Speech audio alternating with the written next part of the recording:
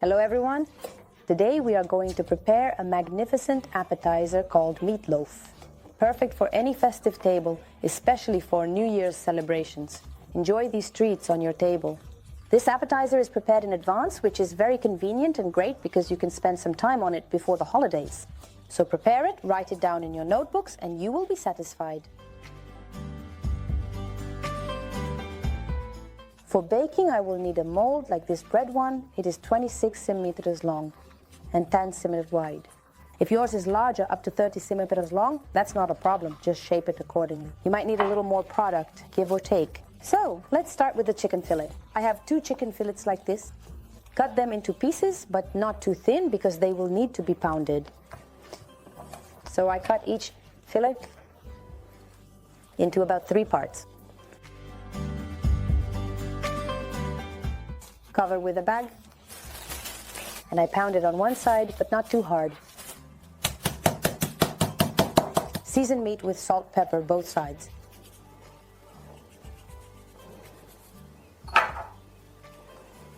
For shaping, I will need some bacon, thinly sliced like this, and ham or prosciutto. I have 3 large pieces. I will cut them in half. Yours might have a smaller diameter, so you might need more. Approximately 250 grams. So now we shape it. Take a mold like this and lay out the bacon. Watch how I do it. Like this, just make sure to cover it completely. The sides, even a little overlap, see, you do it like this. So everything is lined with bacon. Now, I will need flour and 3 eggs. Beat the eggs a little with a fork like this. I add dried herbs to the eggs. Fresh ones can also be used. But for me, with fresh herbs, it's like fresh herbs in soup. For some reason, I like that taste. That's why I add herbs. Well, in general, the recipe originally called for dried herbs. So, of course, a little salt. And you need to add salt. The flour, mix everything. We start with the meat. First coat the meat in flour, and then in the egg. Just like that. So it's better to watch. Even put the egg here. Like this. And lay out approximately 2 or 3 pieces per layer. I use up like this. This is how we lay it out. I even, cover it a bit with egg on top because this is the bottom, so that the bottom holds well. Just like that. All right, look, the bottom is ready. On top we add the ham. If yours is in smaller pieces, it will fit 2, 3, 4 pieces. I have 2, they're just very large. And on top, we sprinkle on top of the meat a layer of cheese. Like this, spreading the cheese. It also holds well and keeps its shape. So now again the meat. So the last layer should be meat.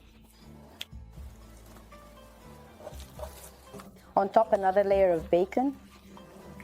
And don't forget the layer of cheese. We have 1 more. Like this.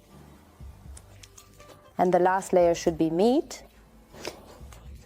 I need it exactly from the eggs here. 3 eggs. If you have a little egg mixture left, you can pour it directly on top of the meat. As you can see, everything is like clockwork.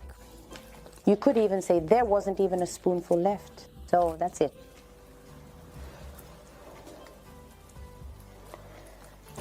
Now gently beat 1 egg for the topping. And add about 3 to 4 tablespoons of cream. Any fat content, the richer, of course, the better. I have 30% here. A teaspoon of paprika here. Now, distribute the topping evenly over the mold like this, so that it kind of seals the top for us.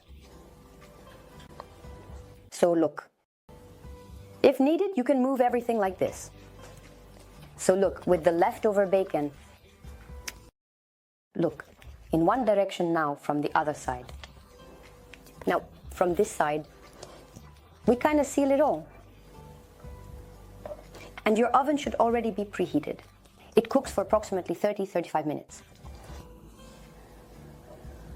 Like this. And after you take it out of the oven, it should sit on the kitchen table for a few hours. Do not remove it from the mold.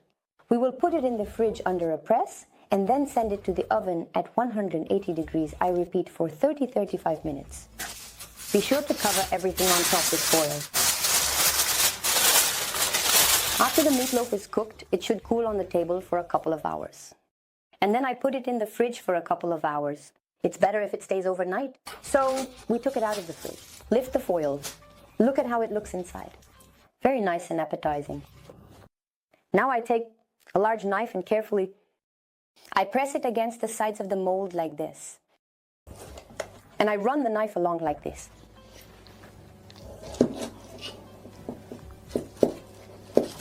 To ensure it comes out 100% well, because all molds are different.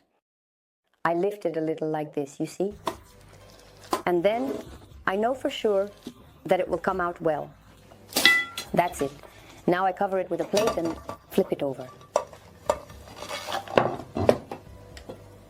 Voila. What a beauty. Well, basically you can decorate it, slice it, and serve it. So, look, now I carefully cut it. It holds its shape very well. So, look at how it looks inside. Like this. Look, cool, right? Now, let me slice a piece so you can see how it cuts. We slice it into pieces like we cut bread. And with this kind of slicing, you can serve it on the New Year's table if you're making it for the holiday. More sausage sweat. What kind of sausage? That's enough already. In general, such beauty and deliciousness. So you can simply make it as a snack at home for breakfast or for sandwiches. But in general, for the New Year's table, for the festive table, it's very good as a snack. So let's try how our bread turned out.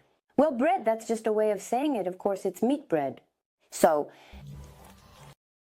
he, of course, cut himself a thick slice. Delicious. A lot of meat, bacon, salty, cheese, very tasty. You need to cut it into small pieces from the fridge, and like a little sandwich. It's very, very tasty.